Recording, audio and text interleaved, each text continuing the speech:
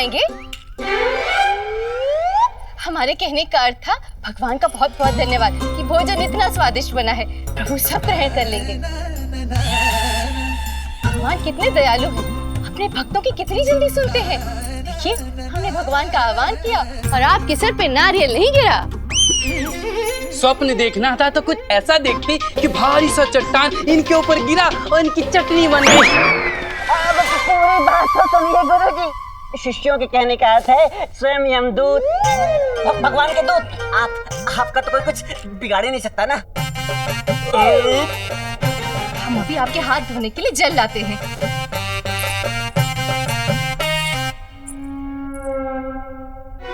क्या सोच रहे हैं गुरुजी?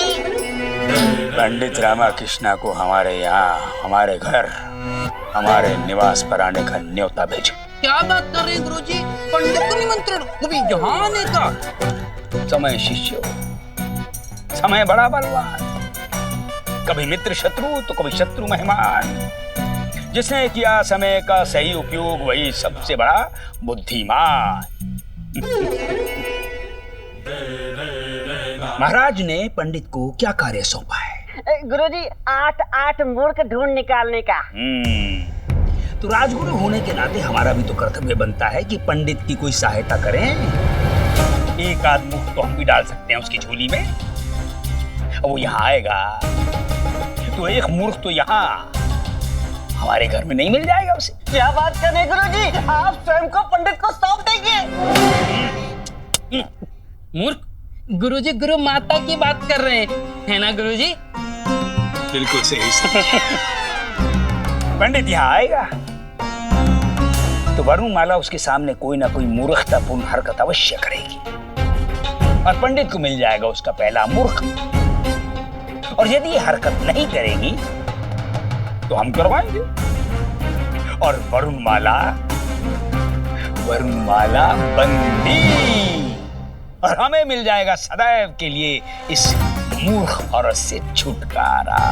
भोजन का आनंद लीजिए गुरुजी। खाइए, दबा के खाइए। गिरा हुआ इंसान है हमारा गुरु। अरे अपनी धर्म पत्नी तक को नहीं छोड़ा इस पाखंडी ने। इस हिसाब से आधे से अधिक विजयनगर को मूर्खता के अपराध में बंदी बना लेना चाहिए। वो सब जो इस पाखंडी पर आस्था रखते हैं, उनसे बड़ा मूर्ख और कौन हो सकता है? वो तो है। वो तो क्या है गुरुजी? प्रशंसा कर रहे हो ना हमारी तीक्ष्ण बुद्धि की। अब वो तो है। जाओ, जाके पंडित रामाकृष्ण को हमारा निमंत्रण दो। जो आ गया गुरुजी। पंडित रामाकृष्ण, अब आएगा आनंद।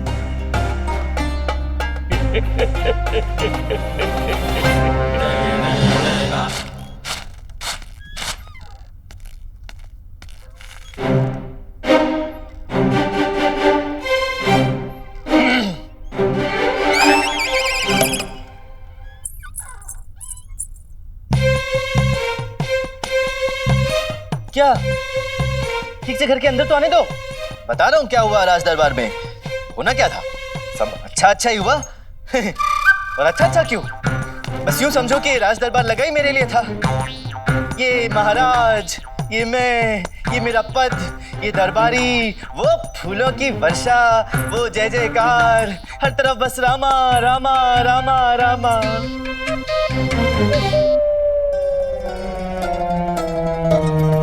क्या है?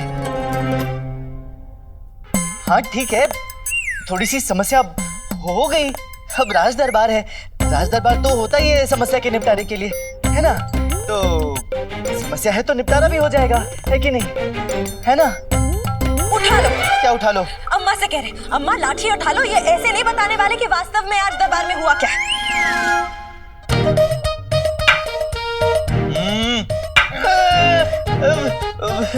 भगोने में क्या है? बहुत भूख लगी है, खा लूं?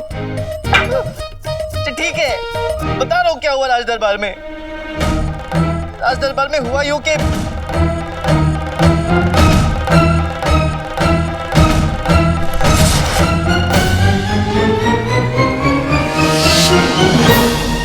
राज्य में 8 महामूर्ख ढूंढे जाएं, यहाँ लाया जाए और सबके बीच चौराहे पर 100 कोड़े लगाए जाएं। जाइए पंडित रामकृष्णा और शीघ्र अतिशीघ्र हमारे सामने 8 मूर्खों को लेकर आई है।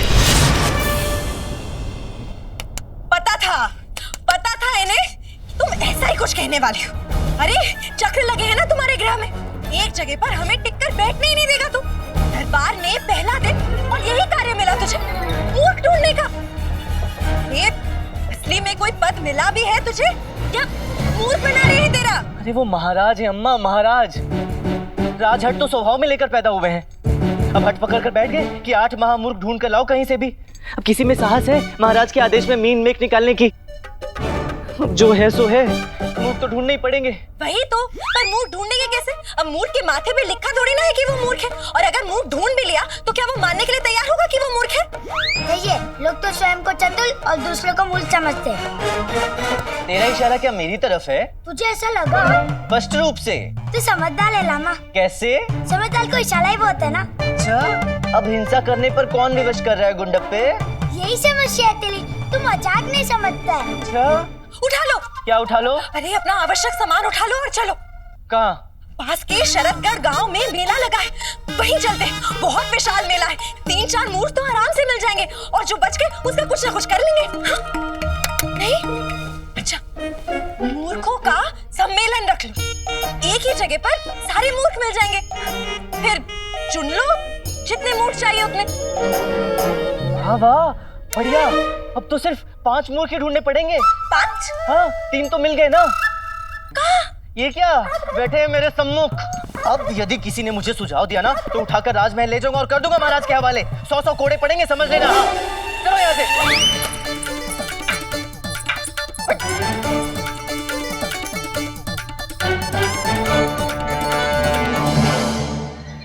मेरी ये समझ में नहीं आ रहा है कि जो मूर्खों को ढूंढने का कार्य तुम्हें दिया गया, मेरा मतलब सलाहकार महोदय को दिया गया है, तो आप मुझे साथ में लिए क्यों घूम रहे हैं? बढ़िया, तो अब मुझे केवल 7 मूर्ख ही ढूंढने पड़ेंगे।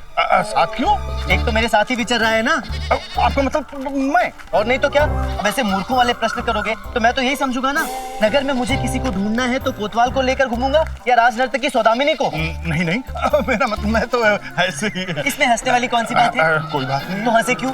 वो बस ऐसे हंसी आई, हंस दिया। किस बात पर? अपनी मूर्खता पर। बढ़िया, अपनी मूर्खता पर हंसना बुद्धिमता की पहली पहचान है। अर्थात आप मूर्ख तो नहीं है। चलिए चलिए।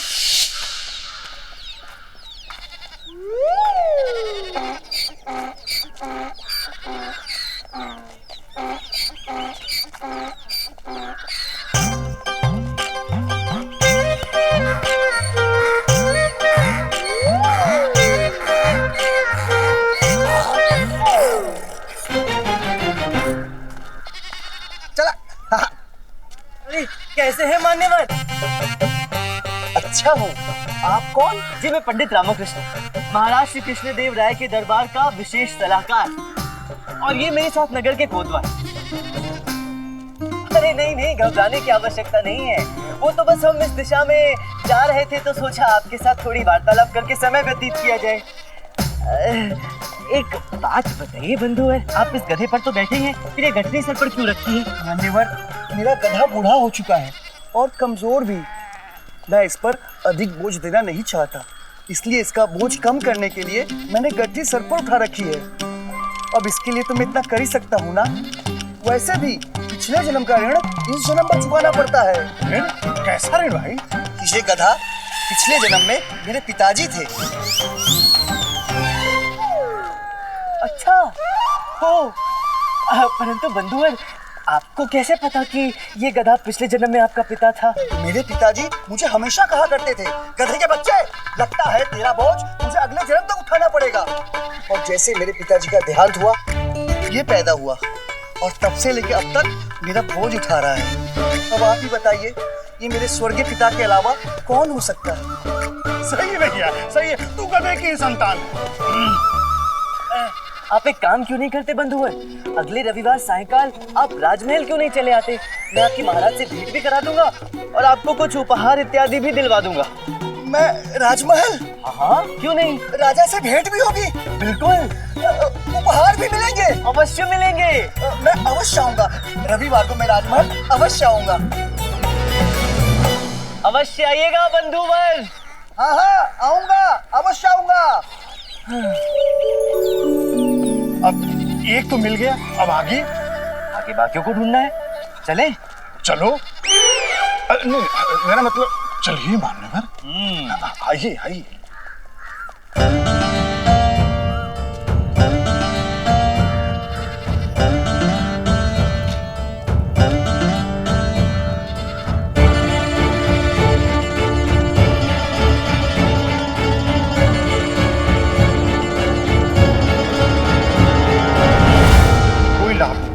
यहाँ कोई मूर्ख नहीं है, यहाँ सबके सब समझदार और चतुर सुजान मालूम पड़ते हैं। हम ही मूर्ख हैं तो इस समझदारों के बीच में मूर्ख ढूंढ रहे हैं। हाँ, आप अब क्या? चलिए आगे। चलिए। हम यहाँ क्या करने आए हैं? क्या यहाँ कोई मूर्ख मिलने वाला है क्या? अरे नहीं, मेरा मतलब मानवर कि क्या यहाँ कोई मूर्ख मिलने वाला है क्या? हाँ, प्रार्थना पत्र लिखकर बुलाया है मुझे कि मैं मूर्ख हूँ, यहाँ मिलूंगा, आओ मुझसे मिल लो यहाँ आकर। हाँ? नहीं, मेरा मतलब वही था कि अब कोई मूर्ख स्वयं पत्र लिखकर तो कहेगा नहीं कि मैं आपको यहाँ मिलूंगा वहाँ मिलूंगा, तो निश्चित ही आप मूर्ख की खोज में आए हैं, है ना?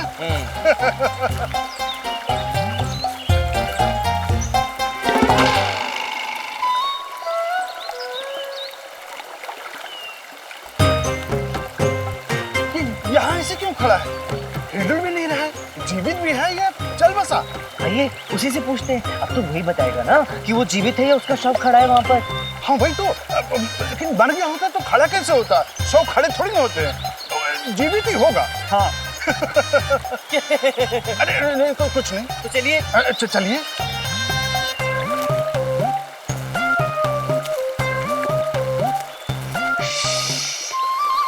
धीरे धीरे।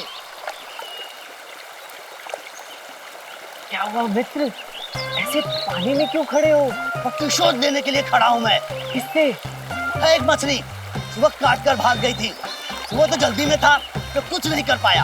अब आया हूँ बदला लेने, छोड़ूंगा नहीं। शोर मत करना वरना भाग जाएगी।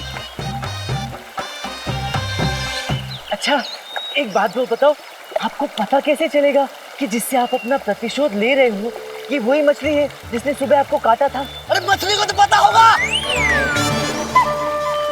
इतना काफी नहीं है। नहीं काफी है, फिर भी पूछ लेता हूँ। प्रश्न ये है कि आप अपना प्रतिशोध लेंगे कैसे? यदि मछली पकड़ में आ गई तो? किसी पानी में डूब डूब के मार दूंगा उसे।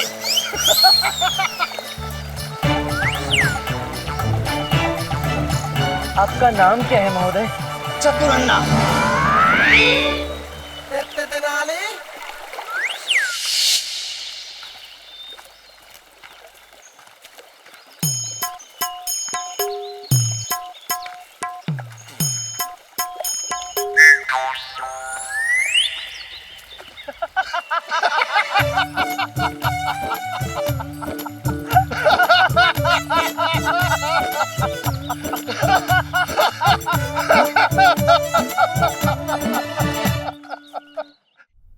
तो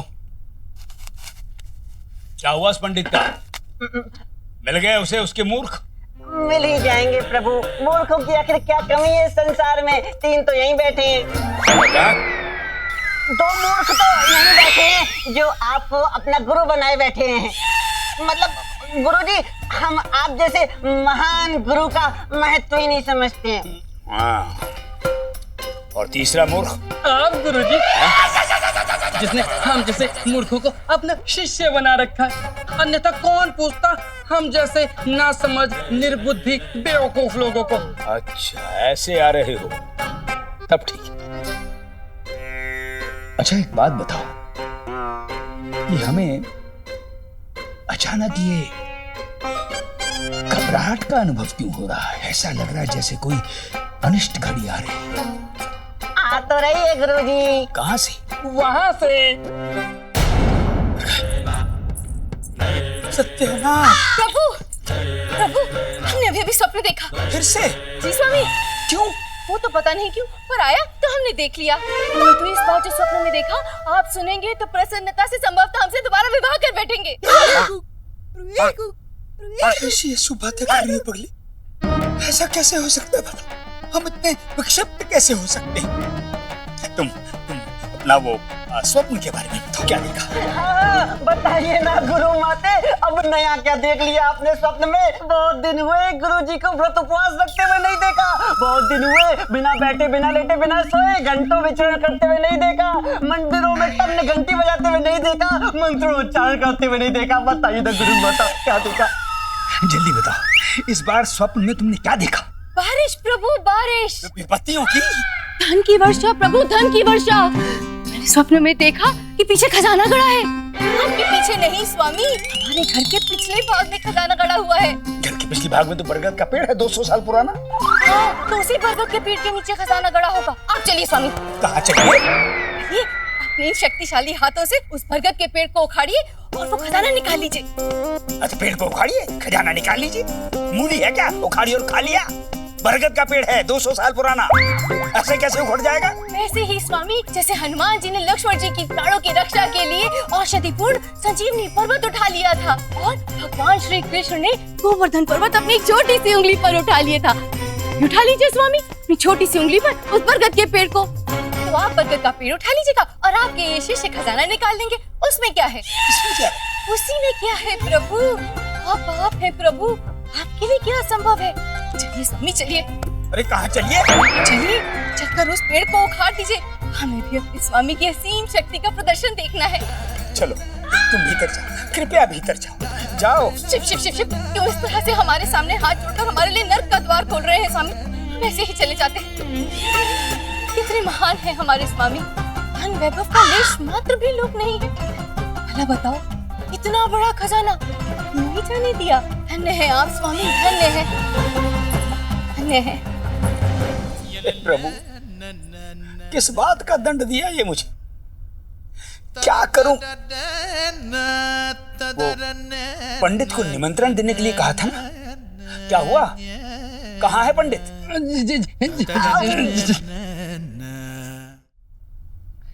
दादा, तब से ला देख लाओ तेली। क्यों?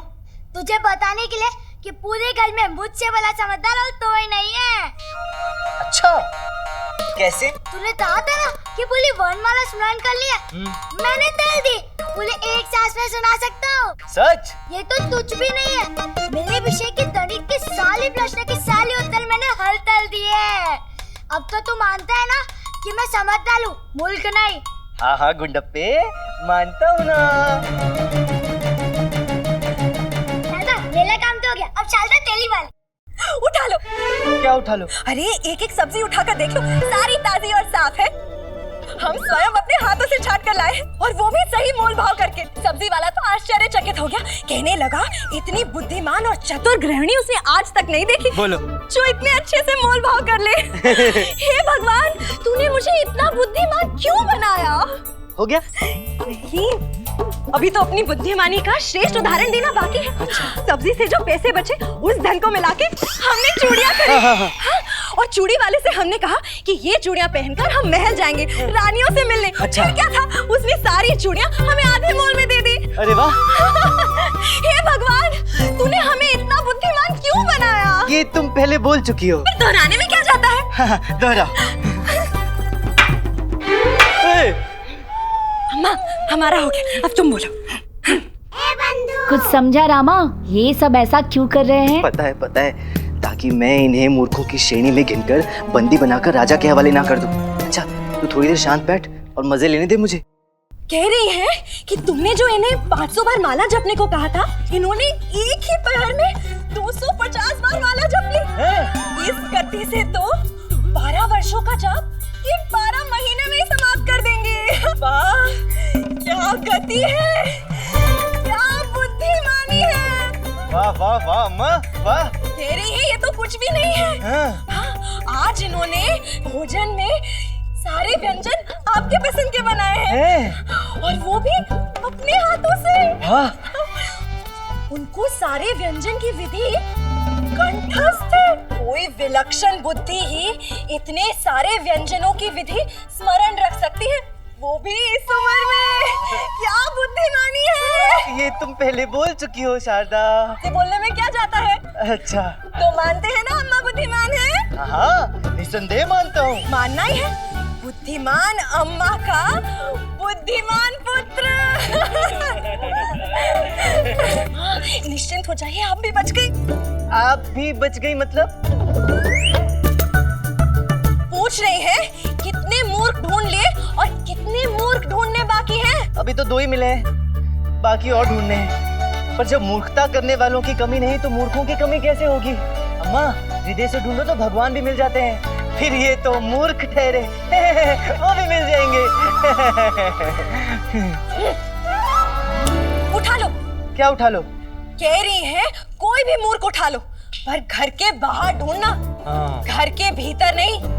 घर के भीतर तो नजर भी मत डालना। वो तो आप स्वयं जानते हैं, घर के अंदर तो कोई मूर्ख है ही नहीं, सभी बुद्धिमान हैं। वही तो, इतना बुद्धिमान परिवार होगा किसी का जैसा मेरा है। अरे एक तो बच्चा है ही, बाकी दोनों भी बड़े नहीं हुए। बोलो। हम समझे नहीं। अरे बच्चों वाली बात है ना, बुद्धिमानों को कहाँ से समझ में आएगी है? अब अगर कुछ खाने को है तो खिला दो, बड़ी भूख लगी है। बहुत बड़ा काम करना बाकी है और 6 मूर्खों को ढूंढना है अभी। भगवान जाने वो तीसरा मूर्ख कहाँ प्रतीक्षा कर रहा होगा मेरी। हे भगवान।